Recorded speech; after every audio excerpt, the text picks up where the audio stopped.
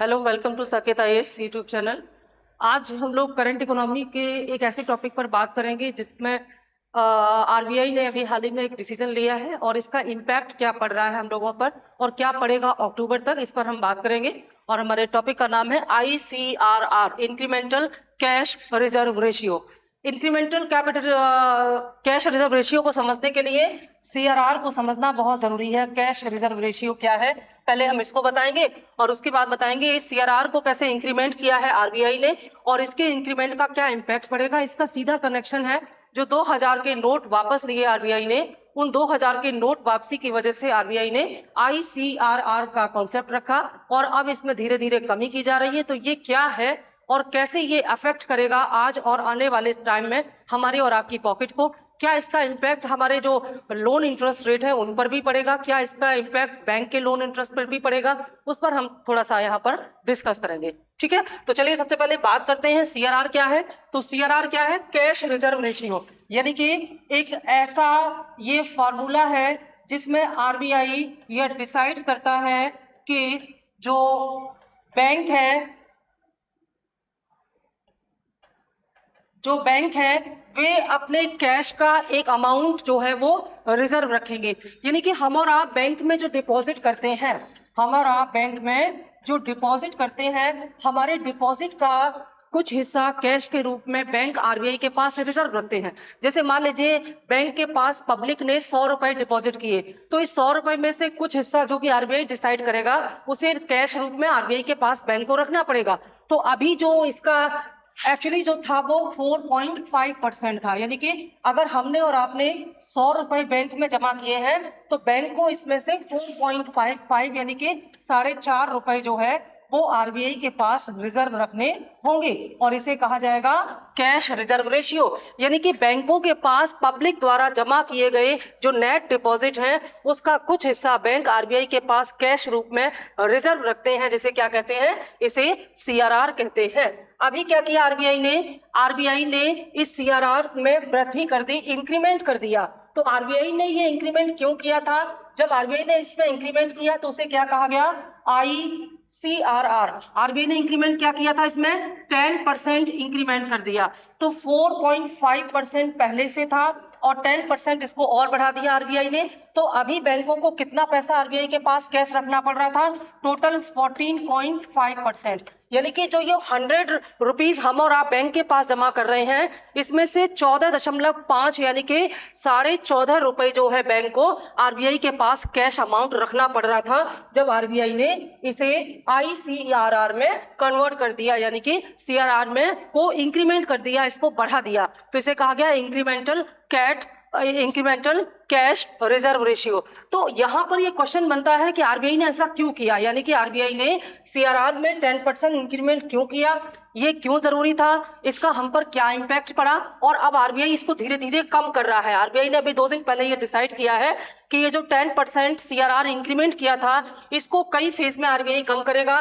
पहले फेज में आरबीआई इसमें 25% की कमी करेगा, फर्स्ट फेज में 25% कम करेगा, सेकंड फेज में इसको 25% करेगा और लास्ट 7 अक्टूबर को इसमें 50% की कमी करके वापस इसको 4.5% पर लाया जाएगा। यानी कि जो CRR अभी 14.5% है उसे 7 अक्टूबर तक आते आते फिर से 4.5% पर लाया जाएगा। तो आरबीआई ने ऐसा क्यों किया, उसके पीछे ये जो 2000 के नोट का कॉन्सेप्ट है ये क्या है, इसको समझिए। जैसे आरबीआई ने जब ये कहा कि 2000 के नोट वह वापस लेगा, 2000 के नोट वापस लेने का मतलब क्या था कि हमारे और आपके पास यानी कि पब्लिक के पास या मार्केट में जितने भी 2000 के नोट हैं ये सब कहां जाएंगे? ये सब बैंक के पास जाएंगे और जाहिर सी बात है कि लोग इस पैसे को बैंक में डिपॉजिट करेंगे। हो सकता है लोगों को कैश की जरूरत ना हो, उनके पास 2000 के नोट हो तो वो जाके अपने बैंक में डिपॉजिट करेंगे। तो ऐसे में बैंक के पास बहुत सारा कैश हो जाएगा। जब बैंक के पास यानी कि जब 2000 के नोट को क्या किया जाएगा? डीमोनेटाइज किया जाएगा। इसको डीमोनेटाइज जब किया जाएगा तो डीमोनेटाइज करने की वजह से बैंक के पास बहुत सारा कैश या मनी फ्लो हो जाएगा और जब बैंक के पास बहुत ज्यादा मनी फ्लो हो जाएगा तो ऐसी कंडीशन में बैंक इस लिक्विडिटी को आगे बढ़ाएंगी, बैंक इस लिक्विडिटी को क्या करेंगी? आगे बढ़ाएंगी और बैंक की ये लिक्विडिटी जब मार्केट में जाएगी, बैंक कैसे इसको आगे बढ़ाएंगे, क्योंकि बैंक के पास जब लिक्विडिटी बहुत ज्यादा है, क्योंकि लोग 2000 के नोट वापस कर रहे हैं, डिपॉजिट कर रहे हैं, तो बैंक के पास डिपॉजिट्स बहुत ज्यादा आ जाएंगे।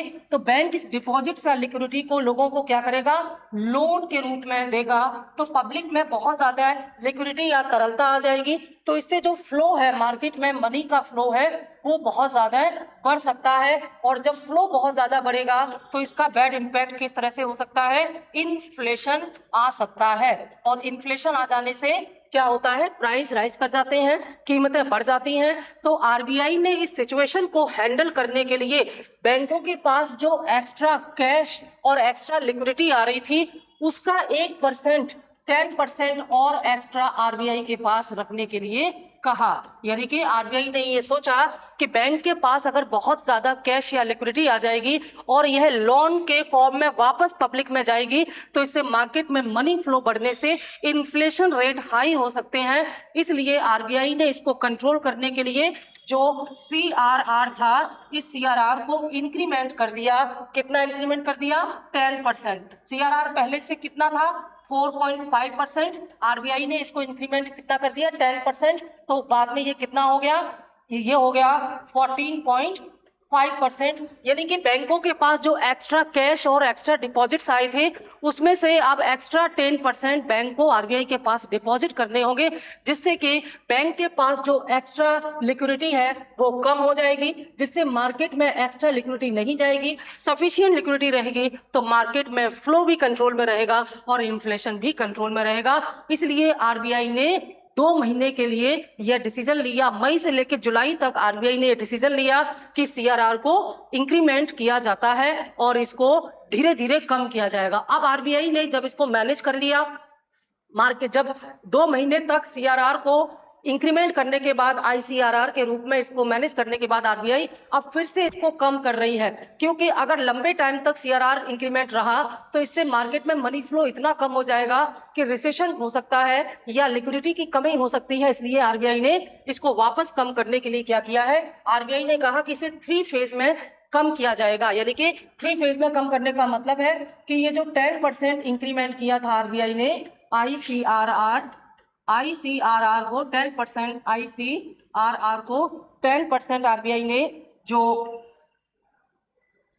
किया था, तो उसको आरबीआई, एक मिनट, उसको आरबीआई वापस ले रहा है। और आरबीआई ये कह रहा है कि अब मार्केट में फ्लो बैलेंस हो चुका है, इसलिए इसे अब 10% जो है इसे धीरे धीरे कम किया जाएगा। पहले फेज में क्या किया जाएगा, पहले फेज में 25% की कमी की जाएगी, सेकेंड फेज में 25% की कमी की जाएगी, और लास्ट 7 अक्टूबर तक इसमें 50% की कमी कर दी जाएगी। तो वापस ये 4.5% पर आ जाएगा। तो इसका मतलब है कि सीआरआर के इंक्रीमेंट से इकोनॉमी में फ्लो घटता बढ़ता है। जब मार्केट में इकोनॉमी फ्लो करती है तो ऐसी कंडीशन में, जब मार्केट में कैश फ्लो करता है तो ऐसी कंडीशन में जो है वो लोन के इंटरेस्ट रेट कम कर दिए जाते हैं और लिक्विडिटी बढ़ा दी जाती है।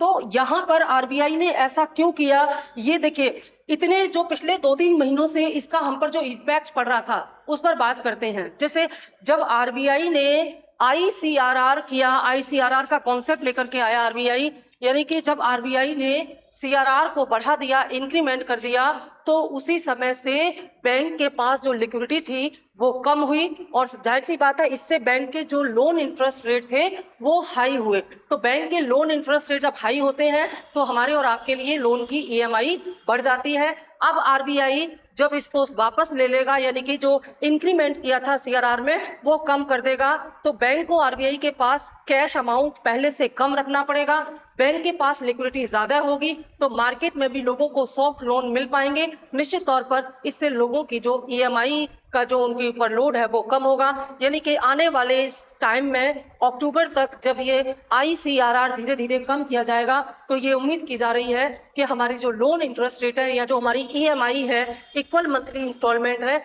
इनमें कुछ कमी आएगी। ये आम आदमी, कॉमन मैन पर आईसीआरआर का इम्पैक्ट था, और निश्चित तौर पर आईसीआरआर में धीरे धीरे कमी होना हमारे और आपके लिए एक अच्छी खबर है। और इससे हमारे जो EMI है उसका लोड कम होगा, हमारी परचेसिंग पावर पहले से बेटर होगी, हम अपनी सेविंग्स और अपने एक्सपेंडिचर के बीच में बैलेंस बना पाएंगे। तो ये ICRR क्या है ये मैंने बताया, ICRR क्यों RBI लेकर के आई उसको बताया, और ICRR कैसे कम हो रहा है ग्रेजुअली और इसका इम्पैक्ट क्या पड़ रहा है उसके बारे में मैंने आपको बताया। Thank you.